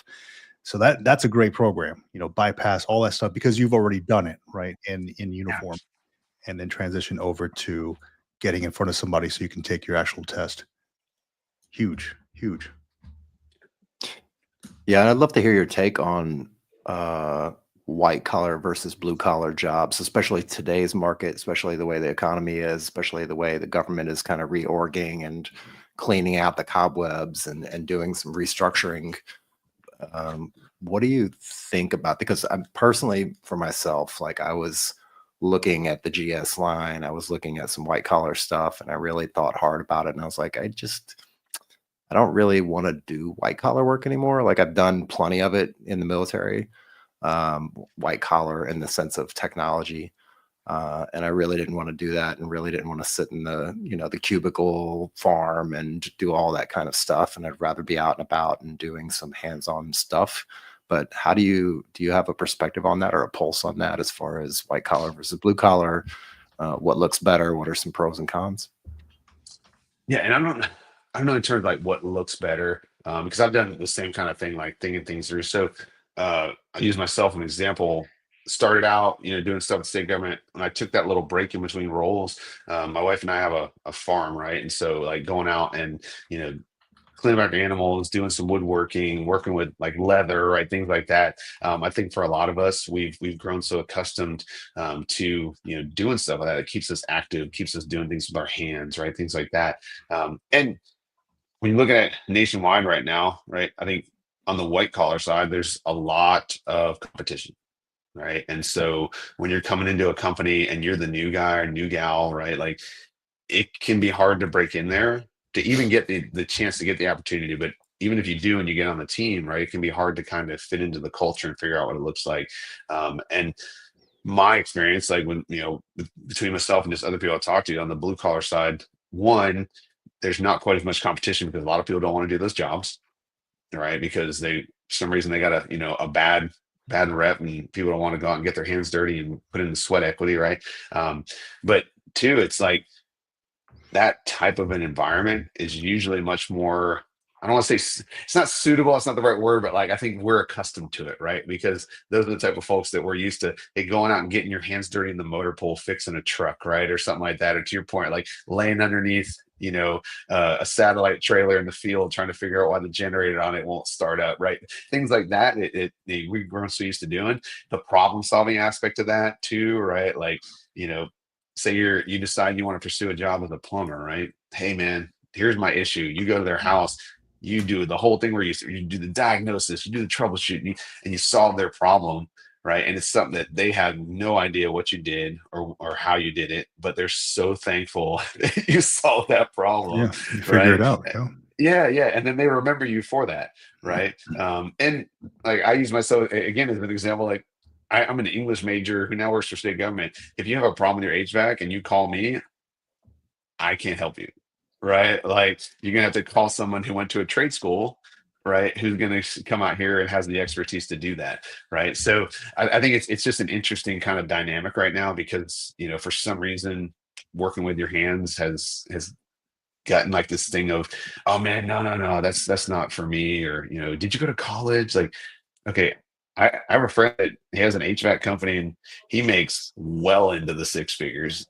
He's got like 4 employees, right? You're like, he didn't go to college, so but people want to bag on him because he's a trades guy who has an HVAC truck, and you're like, okay, but he's clearing he's good. high six figures. So I know a lot of people with college degrees working in an office all day, not super happy about their job, who aren't doing that. And he's got the ability to be out, be with people, like do his thing, right? He runs his own business. So if he wants to take a Tuesday off and he's got the ability to do so, right? Like, yeah. So it's really interesting when you get into that kind of a realm. And I think you can add to that the idea that so many of our programs are focused on the really small subset of military retirees, right? Even a lot of the nonprofits and the like the help they provide, they're all focused on people that are retiring. It's like, okay, that's, I don't know the exact number, but it's like I think it's less than 10% each year of the transition. The bulk of transitioning service members are folks who are who did 1 term, 2 terms, whatever, right? And so when you look at them, you're like, bro, those are the folks that they probably don't have a college degree, right? They don't know what they want to do next. They're not bringing 20 years of experience, right? So for them, an opportunity like this where you're like, dude, if you give me 3 or 4 months, I'm gonna give you an opportunity to make 90 grand a year. Like, say what? Yeah, bring it on, man. Yeah, right. Yeah, put it on the table. Yeah, no, that's huge, dude. That really is. Like you just got me thinking. Like, what would somebody asked me, like, what would you want to do right now? I'm like, I literally would want to be like a park ranger or something. Just drive a 4-wheeler around the park and just talk to people, right? Yeah, that's. I think the trade jobs don't get enough credit, man. I really don't. And I was just talking to somebody about it, like how, and this is kind of shifting gears a little bit, but people growing up today lack skills, lack the hands-on skills with things, right? Because a lot of it is like online. We stay on social media and all that, but they if it's like, hey, if you need to change your oil, how do you do that? We don't know. You got to jump on YouTube, I guess. Figure it out. And a lot of veterans have that figure it out mentality. I think that's why they're so good at these jobs. And I've even looked at something like that because funny you mentioned HVAC, because I've been fixing my own HVAC here, just going on YouTube, trying to figure things out, right? So going out and I'm like, why the hell? I feel like I'm a damn HVAC repairman now. I don't have the license for it, but whatever. But yeah, that's something that I'm also exploring. I'm going from like a white collar position to, I'm like, okay, well, maybe I don't want to be in an office all day. Maybe I want to explore something else hands-on, because I do want to be outside. I do want to be outside of a cubicle, an office, etc. Right. So I may be making that transition soon. I don't know. We will see. Yeah. That's awesome. We had a conversation about a year and a half ago. So our Department of Agriculture, they have these forestry roles, right? But to apply for it, you need this certification, and it's a 4-month course that you can take at one of those TCATs I mentioned earlier, right? The Tennessee College of Applied Technology, right? So the challenge then becomes, how do I get that service member to think about that 4 months in advance to go take that class, right? Right. Because if he or she's interested in this, right, and we get them in there, now they got that certification, they can apply for it. But it's literally driving, bulldozers and, cutting fire breaks and, like maintaining state ponds and all that stuff, working out in, in the outdoors, right? Enjoying that time out there. But you got to have that certificate, right? So that's the secondary challenge here is we have these conversations, but a lot of times we don't get in front of the service member early enough for them to take advantage of it. Because if I tell you 8 months out that, hey, if you go do this 4-month course, in the evenings, it's going to set you up for this opportunity. Great. If I tell you 2 months out, you got to do this thing and you're thinking like, bro, that's 2 months with no income. Like I can't do it. Right. So that's the challenge of like, how do we get it in front of the service member far enough in advance of their separation date for them to really lean in on this and see the opportunity that it is? Because it goes back to that swimming analogy, right? If you're telling me there's 2 months or 3 months or the whole 4 months, right, are going to be after my separation date, I got to take care of my family, man. Like I can't do it. Right. And so that challenge is real. It is. And they're going to take on a job that they don't really want when they could have just done it a little bit earlier. It is a challenge. Like have you all done any kind of research on how you can get in front of folks, 8 months prior to?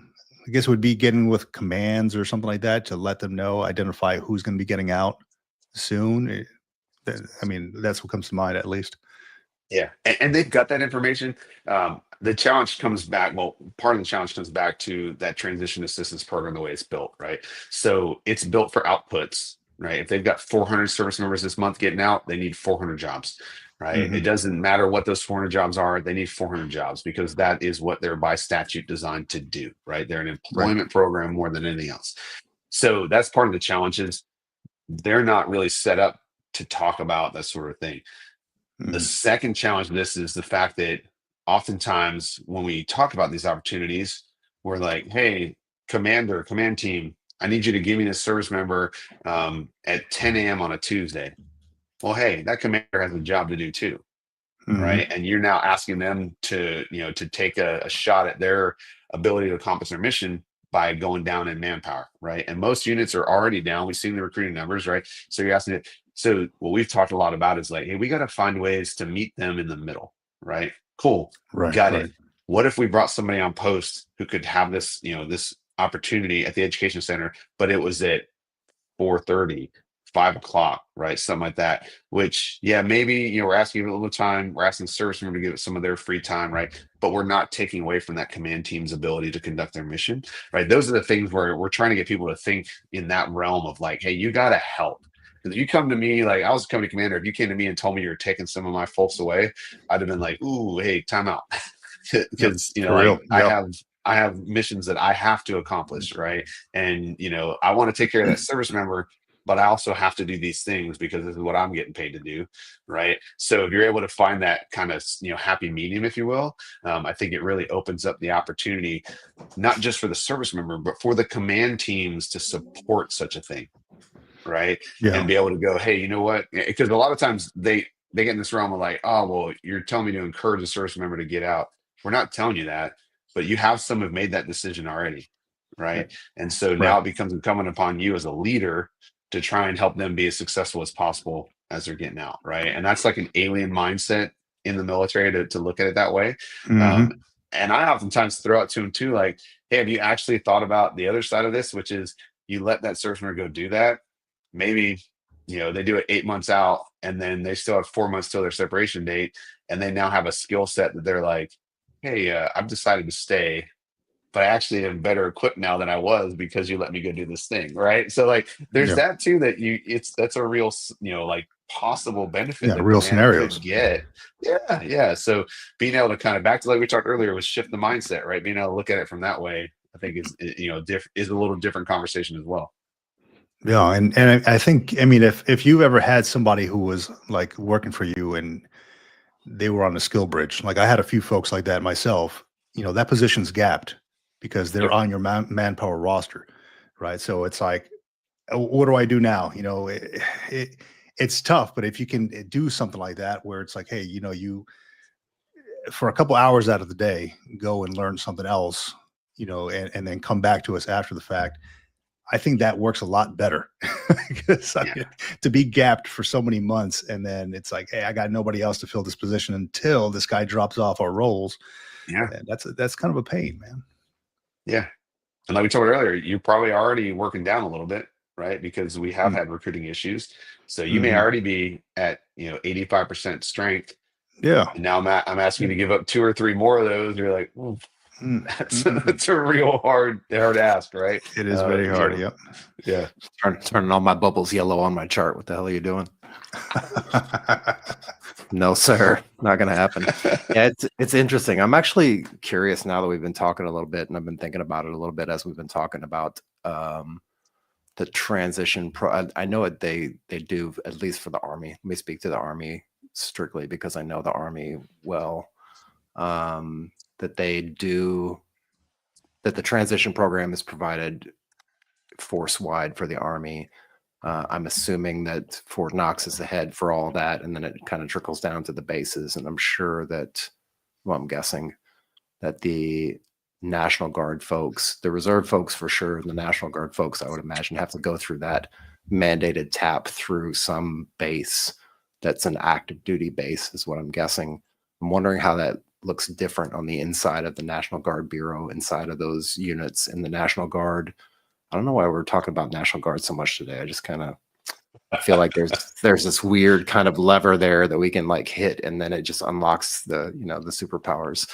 I'm just wondering if they do any kind of internal stuff, and you may or may not know, but to your point about getting to the folks out there, do you feel like you're able to do that through your social media? Do you feel like there's something that we could be doing better from our perspective, from the podcast perspective, to get to reach those folks who are at the 4-year mark, the 6-year mark, who are getting ready to get out and don't have this information readily available? Is there better ways that we can empower the service members out there who are transitioning, becoming veterans, to get some of that information beforehand? And how do you think about that?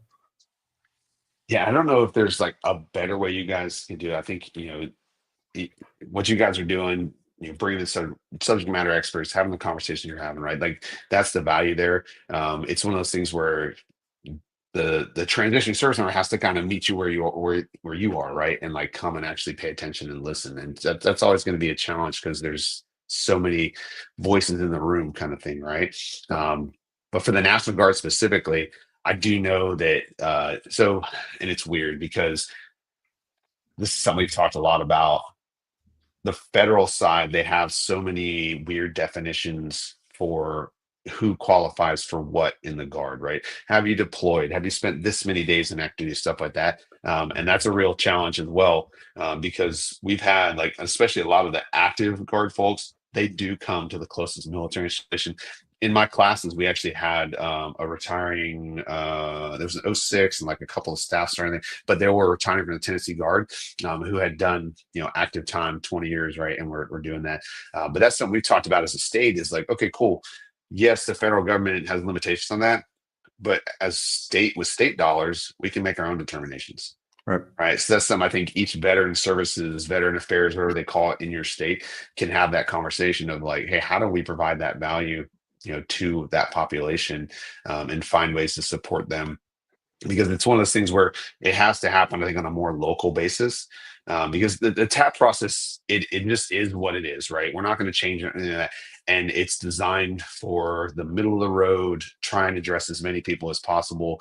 It's not customized at all. And that's where getting out, doing the LinkedIn thing, going to places like the Commit Foundation, having those sorts of conversations where you can actually get someone who takes you on a one-on-one journey of what it looks like. But I think that's where the states can do it too, right? The states have the ability to have those conversations and say like, hey man, I get it. You may not have the opportunity to go to the federal TAP class, but we have the ability to do stuff with you here. And so in Tennessee, like our National Guard leadership team, they host like job fairs and training opportunities and stuff at the Armory. I know in Nashville and in some other parts of the state too. But they're designed specifically for those folks who probably don't qualify for the federal system, but to be able to actually still get something as they're, as they're figuring out what the next step is, right? Because I think you're right. National Guard Bureau can only do so much, but each state individually probably has the ability to lean in a little bit. And what we've seen is that's a recruiting tool. Yep. Right. Because now, whether you're in the Guard or you're considering the Guard, right, like you're able to see those things occurring and see that the state is investing in the Guard members. Right. And go like, cool. Okay. So you see us as more than just somebody who's going to come in and go respond to a national disaster, whatever like that. Right. You actually see us as the value added in the community that we think we are. Right. And you're helping us do that in a better way by investing in us. So yeah, I think, to your original question, though, like, I don't know that you guys can do specifically better other than just keep having the conversations and being able to lean on those things, because you are bringing incredible value. And off my earlier comment, you guys are also, you're bringing the value of like, hey, we're not just a couple of angry bro vets on here yelling at people and ranting about, oh, did you see what so-and-so posted and how much that pisses me out? Right. Like you're actually having a conversation of like, no, bro, we're trying to bring you value that helps you and your family be successful in the transition. Right. And we hope that you see that at face value and are willing to engage with us and take the advice that so many people on here are providing for you. Yeah, I like that. I like what you said, and it makes me think of to kind of summarize what you said, the path beyond service that the National Guard Bureau and the states can provide to show them like, yeah, we want you to join, yeah, we want you to do these jobs, but we also want you to see like we're looking for your best interests beyond service when you decide to get out or whenever the circumstances may fall that way. So yeah, I love that. Awesome. Hey, Chris, where can we find more information on you, or I guess the Tennessee state government, just the .gov site, right? But if somebody wanted to reach out to you, where could we find you? The best place, especially for these conversations, is going to be LinkedIn. But you can find, like, I'm on all the platforms, right? So, and generally, like, I know Facebook, it's still just my name, whatever. On IG, it's like Cap on Your Left, but for like the professional stuff, the LinkedIn platform's the best place to go. Yeah, and I love being the connector, right? And so I love it when people are like, "Hey, I'm thinking about this. How do I figure that out, or who can you connect with?" Right. And because I'm fortunate to have a lot of friends in the network who are willing to go, send them my way. I'll talk to them, and then I'll connect them with the next person and figure it out. So, that's the best place, I think, is to jump on there.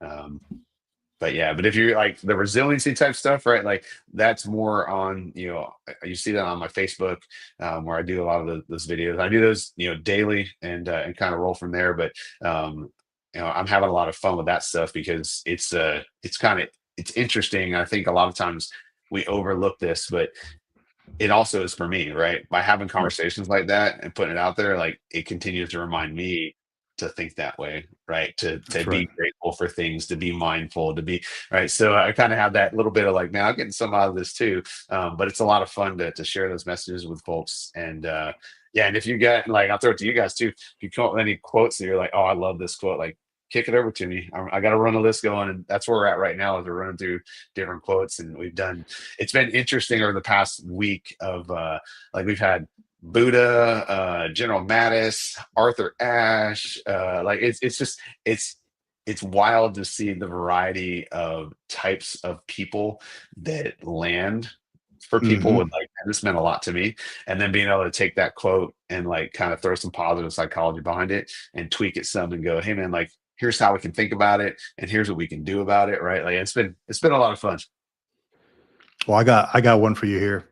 It's Smooth Sea Never Made a Skilled Sailor by FDR.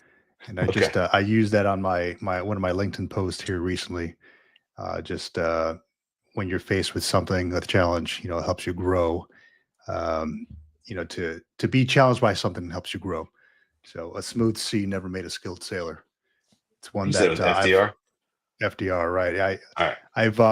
I've used in different ways. Like calm seas never made a smooth sailor or a skilled sailor, but it all makes sense, right? Like if you're never faced with any challenges or adversity, you're never going to know how to react, so it's worth it to live in an uncomfortable spot every so often.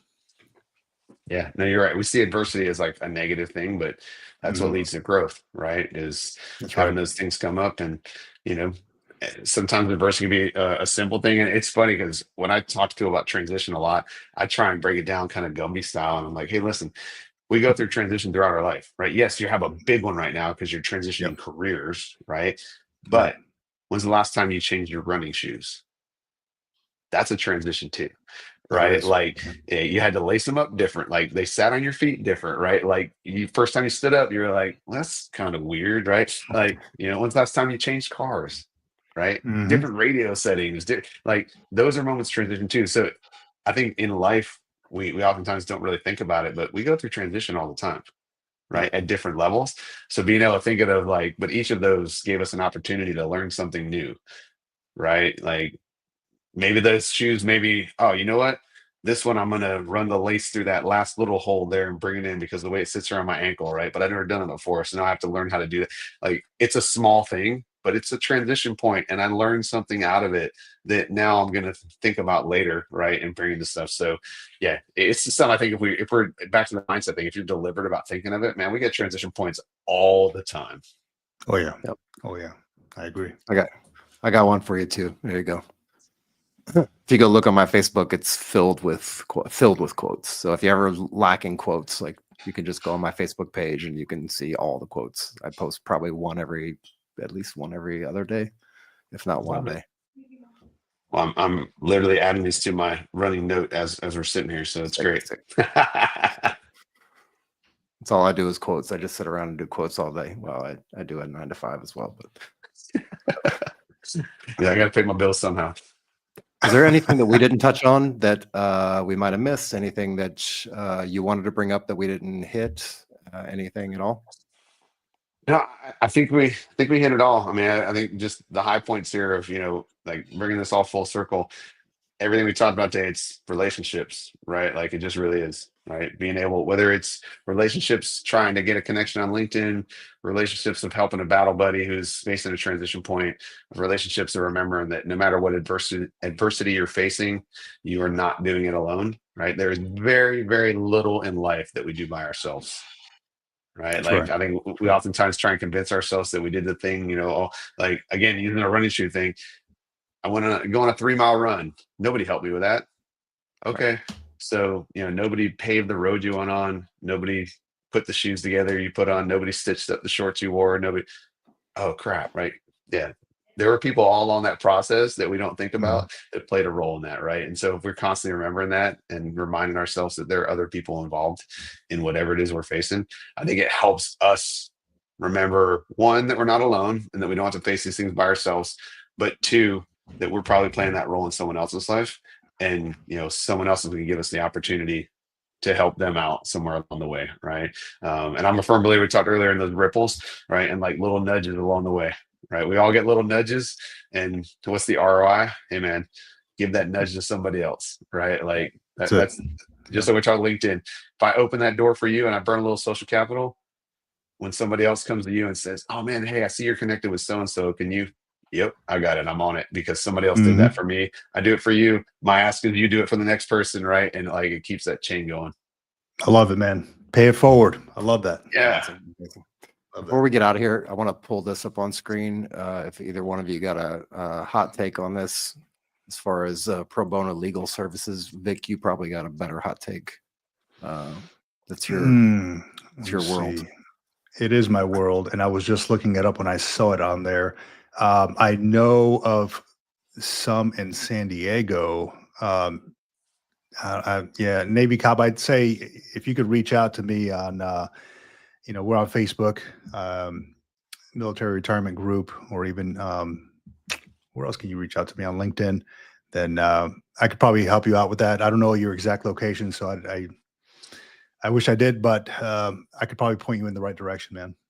Yep, absolutely. Yeah. And I'll just as you're doing that, Vic, when hopefully they do reach out to you, because I think some other states do this too. So Tennessee it's a small business development center that like it's housed in some of our higher ed institutions.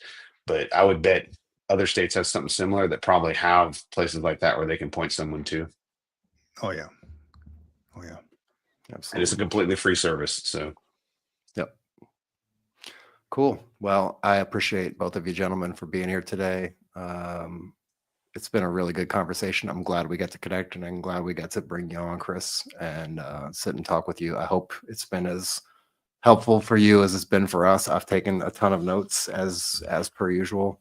Mm-hmm. I'm sure Vic's got 3 or 4 or 5 notebooks filled up over there got already. I got them here. So, logbooks. Always learning something. Always learning green something. logbooks. For those of you out in the audience listening, watching, thank you for hanging out with us. If you want to find us, we are on all the platforms, YouTube, we are on Spotify, we're on Apple, iTunes, and all those other places where you might find podcasts. Try to get those episodes pushed out. Slacking on that, I will apologize for that. But yeah, great to have you, and great to sit down, and thank you all for checking us out. If you want to get involved and you want to get part of the conversation and get some really good advice, come check out the Military Retirement Group on Facebook. Check out Vic's journey on the Green Logbook, and that's all we got. Yeah. Thanks for joining us out thanks, here. guys. It's been great. Out here.